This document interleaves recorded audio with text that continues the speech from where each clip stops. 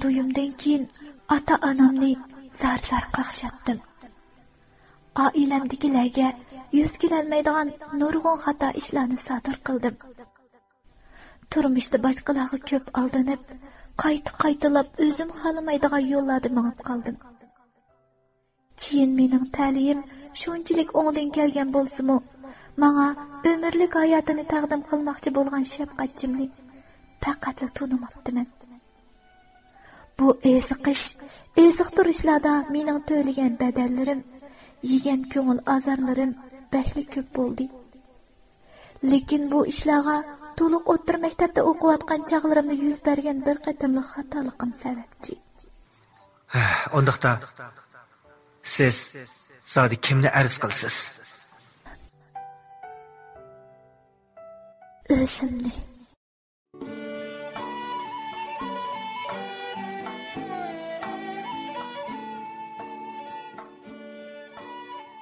Ko'p qismliq ovozli asar Ozg'an qizning so'ygini. Birinchi qismi. Qavaxonning ichi quyuq istakka tushib ketgan edi. Qavaxonning ayrim xonlardan chiqayotgan kulki ovozlari, so'qishtirilgan rumkalarning jarangliq ovozlari, yana ba'zi ayrim xonlardan chiqayotgan naqshi ovozlari birlashib, odamga xuddi kunduzdagi qaynoq bozorni eslatdi. Lekin hozir allaqachon kech soat 2 dan ish bo'lgan edi. Yana 3 soatdan keyin quyosh ko'tarilib, yana aldirashlikqa to'lgan bir kun boshlanib ketadi. Qaysarning bara-bara sangilab ketayotgan boshlariga qarab, uning xeyli obdalla tanishib qolganligini bilib, uni elib qaytib ketishni niyat qildim. Biroq amdala berib hisobot qilay deb turishimga Qaysar paqqida muramga shiblaqladi. Og'ayna, quloqla amni midildi deyma. Meni masbub qoldi deb o'ylayapsan-a? Undaq emas, mana qara, saqturmam dem. Seni bugun ming taslikda bu yerga aron chaqirib keldim. Bo'lmasa mengu vaqting chiqmaydi, adosh. Shunga bugun oqshom oxirgacha turibba. Oxirgacha turib dardlarimni anglamasang, do'stim turib dardimni anglamadi deb sudga arz qilaman bika. Voy ma'qul, jinim adishim. Sen mana o'zim advokat bo'lib, o'zim arz qilaman o'chaqda. Voy, sizlar nimachi qiziq? Hisobot qilamsizlar yoki davomliq o'ltiramsizlar?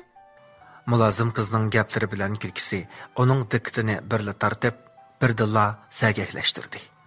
Albatta o'ltirmas. Shundaq-ku Armon og'ayna. Ha, shundaq. Davomlashtiramiz.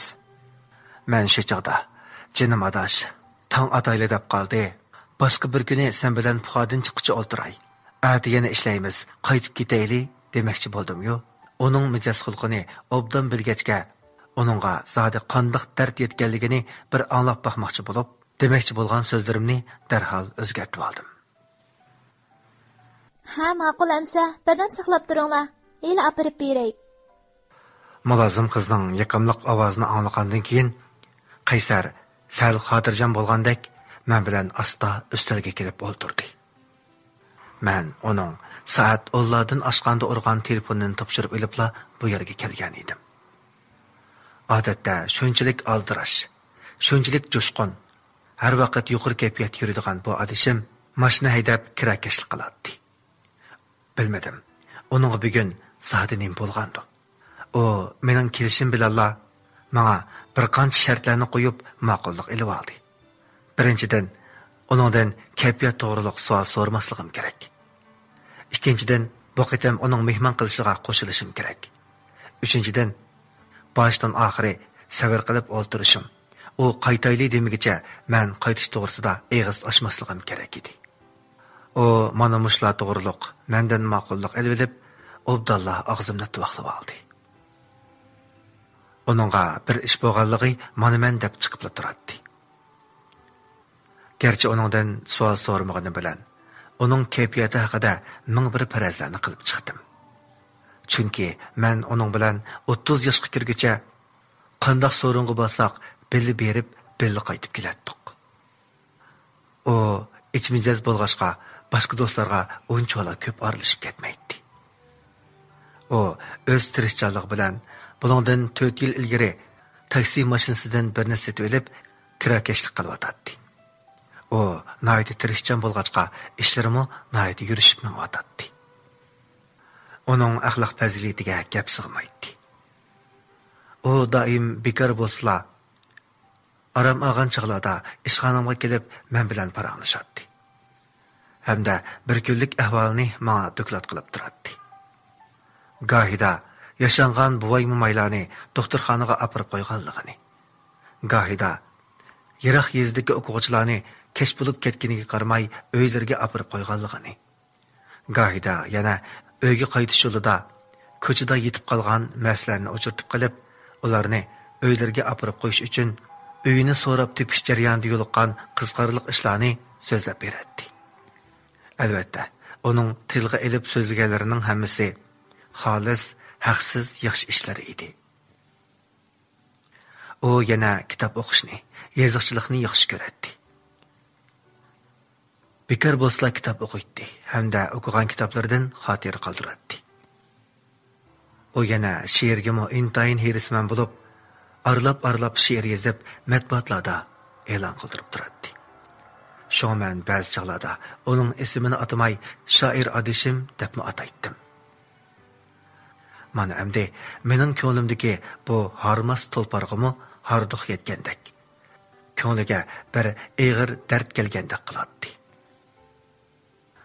O men kelishim bilanla o'ntinsiz holda eli harag'idan oda kayni-kayindan 3-4 romka ichibdi.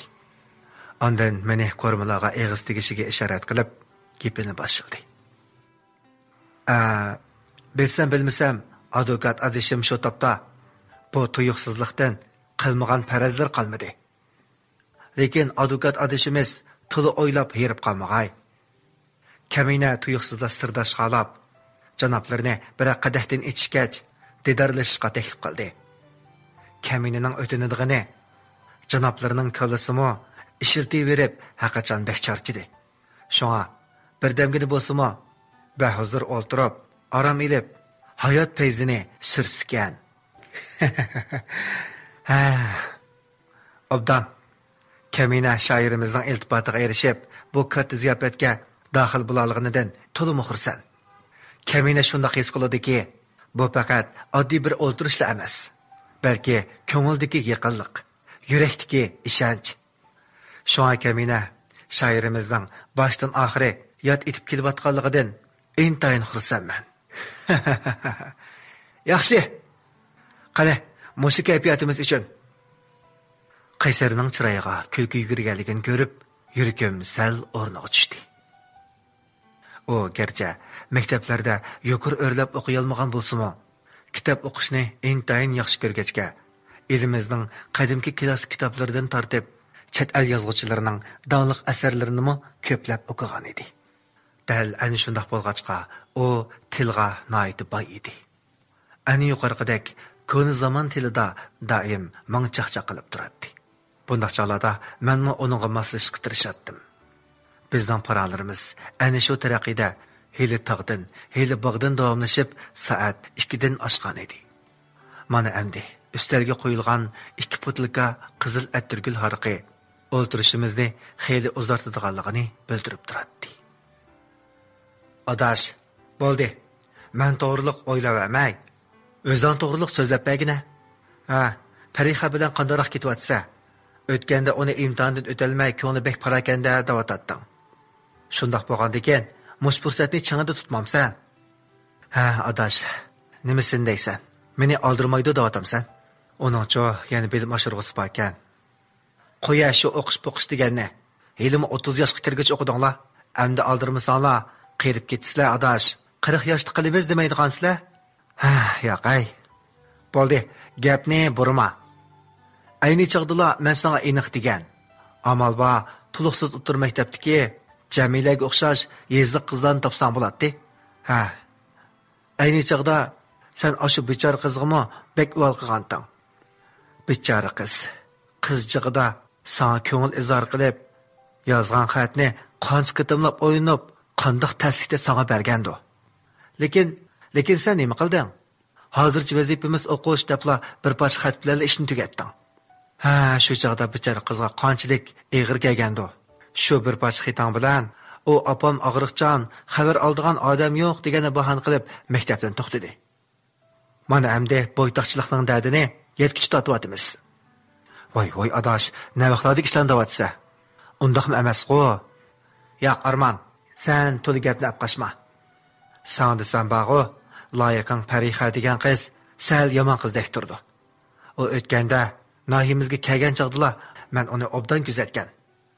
Bilsam bilmasam, u yana burunqidek Urumchida uy tutsoq bo'ladi. Ota-onamga yaqin turg'im ba. Amal qilib Urumchidan uy setveding deb beshig'ini og'ritayotgandi. Bo'ldi, yushirma. Kalining beshig'i kelgan kun muzaynikig'im kaptu degandek, o kun mana hozir mening beshimda. Sen so'rmasangmi? Men hozir daplab o'tay. Hozircha qizlar pek yomon bo'lib ketdi. Ularning hozir erlarga yotliq bo'lishida mundaq 4 cho'ng prinsipi bor ekan. Qaysi demamsan? Ha, qaysi? Birinchisi, cho'qim yotliq bo'lmoqchi bo'lgan loyiqining muqim xizmati kirma bo'lish kerak ekan. Ikkinchisi, binodan cho'qim uy setib olgan bo'lish kerak ekan. Uchinchisi, mashinasi bo'lish kerak ekan. To'rtinchisi, bankida yetarlik pul bo'lish kerak ekan. Seniza mas'ul qopsan. Rostavotimi? Mana mushu shartlar hozirlanib baqsinchu, yo'q degani men bir ko'ray. Voy, bo'ldi qala. Hamma odamni bir tayoq taydashga bo'lmaydi, adash. Hoy, qara seni. Yana e'tirof qilmayapsan, ha? Ha, hozircha og'ayna qizlarning o'qiri bakligiz o'p ketdi. O shundoq debla kayni-kayindan yana 2 rumki ichib o'tdi. Uning gap so'zlari ko'payganicha bargan sari aniq anqir qilib bo'lmayotdi. Men necha hafta kech-kechlab ishlagachkimi shu topda ko'zim yumilib ketayotdi. Bir chaqda Qaysar gapini tugatib, gapli qilib beshini ustalga qo'ydi-da uxlab ketdi. Men darhol esimni yig'ib hisobot qilib etdim-da, uni yulashtirib yurib, ishxonamdagi yotqimga ilib keldim. Vaqtmi allaqachon bir yerga berib qolgan bo'lg'achqa, uni uyiga aparsam yoki uyimga ilib ketsam, cho'la bekla andish qilib qoladi. Uni ming taslikda yulashtirib yotqimga ilib kirdim-da, oyoqini silibla adyalni yib qo'ydim. O'zim bo'lsa, yuz ko'zlarimni yuvib bo'lib, ishxonamdagi kresloda uyquga ketdim. Bir chaqda ishxonamdagi telefonning jiringlashi bilan uyg'onib ketdim. Ko'zimni ochganimda soat 8 dan ish bo'lgan edi. Men almon-talmon yuz ko'zlarimni yuvib bo'lib, yotqimning eshik derazalarini ichib etdim. Yotqimni haraqning hidi bir algan edi. Men yotoqqa tozlig'uchi xushpuruq chechib, kresloda mögdab o'tirganimda tuyuqsiz eshikchi keldi. Beshimni ko'tarib qarsam, 23-24 yoshlar chamisidagi bir qizkan. Beshiga qora yig'liq, qora ko'z aynak taqib olgan edi. Men darhol o'rnimni bo'shatib, uni o'tirishga taklif qildim. Men eg'iz ichib bo'lgacha, u o'zini tanishtirib, kelish muddasini o'ddilla aytdi.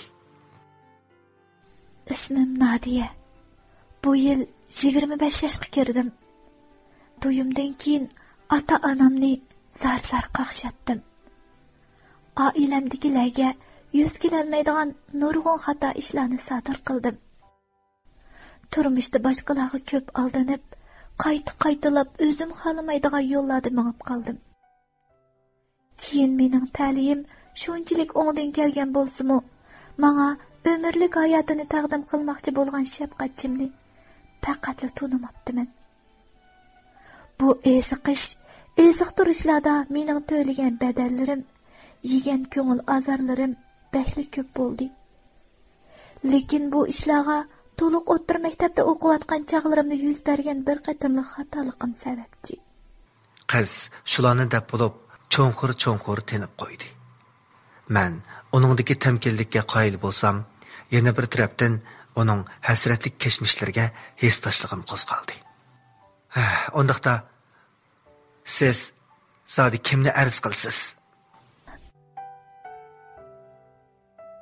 O'zimni